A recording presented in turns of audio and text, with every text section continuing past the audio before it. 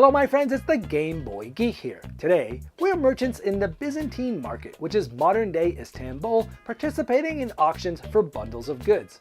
We'll be bidding for the best bundles, trying to catch a deal at the market, and finding the right moment to sell the goods that we've collected.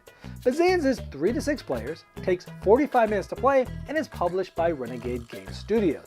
Today, I'll be doing a rule school where I'll teach you how to set up and play the game so that you don't have to read the rulebook yourself. Now I've placed a link below me that has timestamps, so if you'd like to jump to a specific spot of the rules as you're going through it, the link is there. So without further ado, let's get started.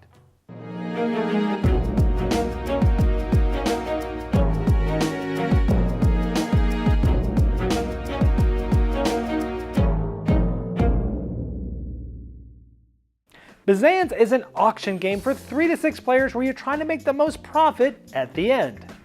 And you'll do so by bidding on bundles of goods at the auction. You'll be using cards of goods from your hand in order to auction to try to win those bundles. And the cards you spend to win the auction get added to the market, but you do get the bundle of cards. And each successive auction has less and less cards to bid for. But the one who got the least amount of cards will be the first one to take the ones they want from the market. And finally, you'll be able to sell sets of cards for profit. And there are special merchant cards which aren't any good for bidding, but they can act as wilds when selling sets to make profit. Byzanz is an interesting auction game where you need to manage your resources while bidding in order to get new cards in order to sell them for profit. To set up, you'll first separate out all 6 of the numbered bidder cards. You'll then take all other cards and shuffle them up into one big stack. Based upon this table below, you'll remove a certain amount of the bidder cards depending on the number of players. For example, if we're playing a 4-player game, the second column has bidder cards using numbers 2, 3, 4, and 5. That means, in this case, we'd remove cards 1 and 6 from the game. So now we're only left with the correct ones, 2, 3, 4, and 5. You would then offset those cards in a stack just above the deck of cards in ascending order so the highest number is on top. You'll then remove a certain number of cards from this deck depending on the number of players. In this case, we're playing with a 4-player game, so as this table shows, we would be removing 12 cards from the game, put them back in the box without revealing them to anyone. Then, regardless of the amount of players, randomly pick one player to deal out 4 cards to each player. The players can look at their own cards, but they do not show them to anyone else. You'll then place the board in the center of the table where everyone can see it. The object of the game is to make the most profit, and you'll do that over the course of the game by selling different sets of cards, and you'll be left with some profit, and your total profit will be your points at the end, and you're trying to have the most of it. The game is played over multiple rounds, and the number of rounds depends on the amount of players as shown in this table above. In this case, we're playing a 4-player game, so it will last 6 rounds. Each round goes through 2 different phases, an auction phase and a market phase. During the auction phase, players will be bidding to try to win cards of a bundle that are out there on the board. After each player has won an auction, then we would go to the market phase where players are going to be selling different cards and trying to make some profit. In the first round's auction phase, the player who dealt out the cards originally during setup will take the amount of cards equal to the top bidding card, in this case 5, and place them face up like this. This is all one bundle that everyone is going to be auctioning for. Now starting with the player to the left of the dealer will start and an auction will happen. Now each player can either play cards down to auction or pass. And this entire bundle of cards is what you're auctioning for.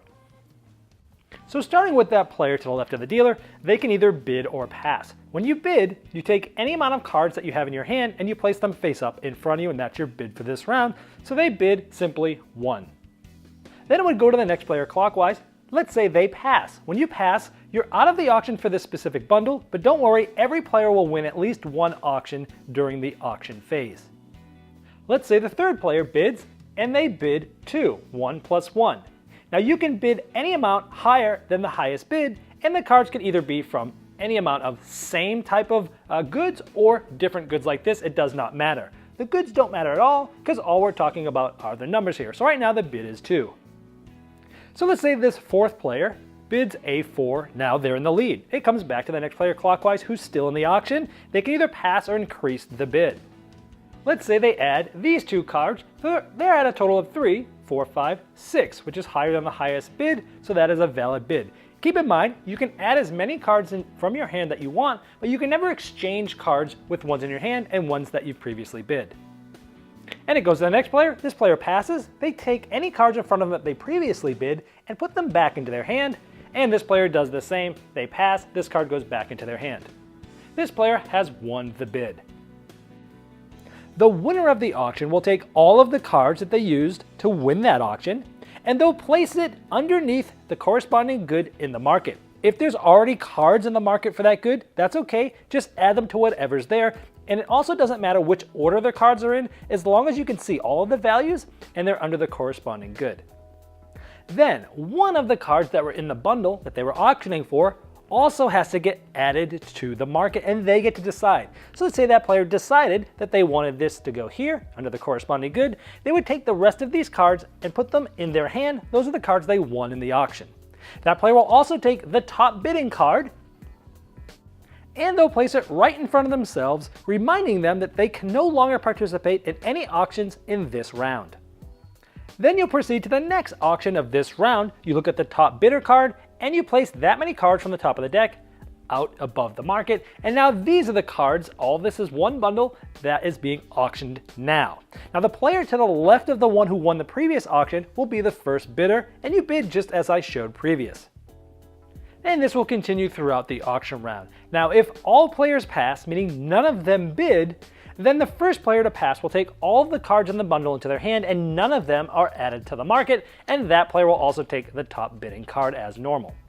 Now when it comes to the last round of the auction, there'll be only one player left, and that player has nobody they have to compete for.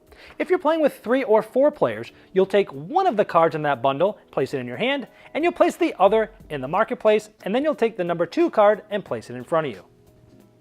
If you're playing with 5 or 6 players, there'll only be a single card. That card does not go in your hand. It goes into the marketplace. You get none of the cards, but you do take the number 1 bid card and place it in front of you.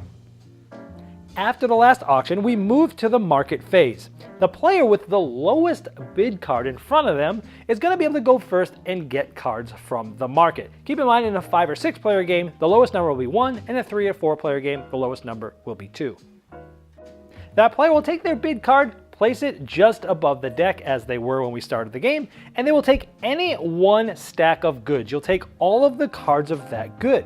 So let's say they want to take these ones, they take all of them that are there and add it to their hand. And then you go in ascending order. So the one with the 3 card in front of them will go ahead and they'll select cards to add to their hand. Followed by the 4, and the 5. And in this case, since we were only playing with 4 players, we'd stop there. Any cards out at the market that have not been taken will get removed from the game back into the box. Then you'd start a new round. So you'd go back to the auction phase and you'd place the number of cards equal to the top bidding card out, just like you did the first time through. And the player who had the lowest numbered bid card would start the next round. So we've shown you how to auction for cards and get cards from the market, but how do you actually make profit?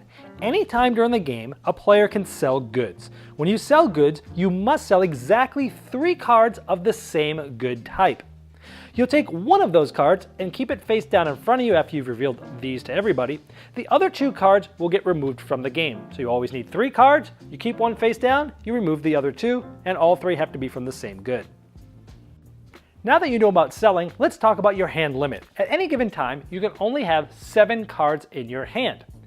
If you end up getting more cards in your hand, like let's say we just won an auction and we got these 3 in there, you would either have to immediately sell down, as shown before, to get to 7 or less, or you would need to remove cards from your hand. In this case, I have not enough cards to sell. I don't even have 3 of any one good type, so I would have to figure out which ones to remove in order to have 7 or less cards. So I would have removed down to 7, and now I'm not over my hand limit. Now there's one more type of card I have not shown you, and it's not a good card, it is a merchant card, and they look like this. Notice the number 0 in the upper corners. This means that once you have these cards, you cannot use them during auctions because they're not worth anything, and you get them the same way as you'll be auctioning for bundles of cards, and they'll be coming out just like the goods.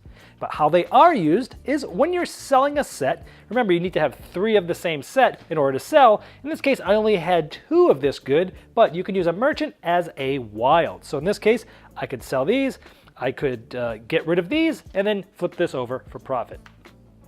And if you're able to have 3 merchant cards, you can sell them all for 5 points. That's what the 5 in the middle of that stands for. So you would essentially get rid of these and flip this over as your $5 profit.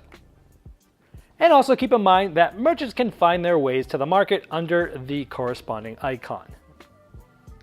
Now this continues going through the auction phase and the market phase until the last round. Shown in this table as we showed at the beginning, that's how many rounds it will be. You don't have to worry too much about that because you'll run out of goods at the end of the last round. You play that last round as normal, auctioning and then going to the market.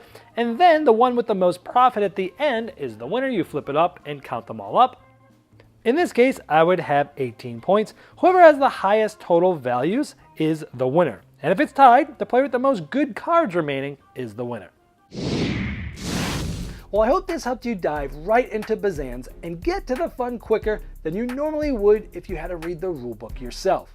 Now, if you have more questions about the rules, I've placed a link below me in the description of this video, and that's the best place to ask them, because if you place a question there, not only will I be notified, but so will Renegade Game Studios.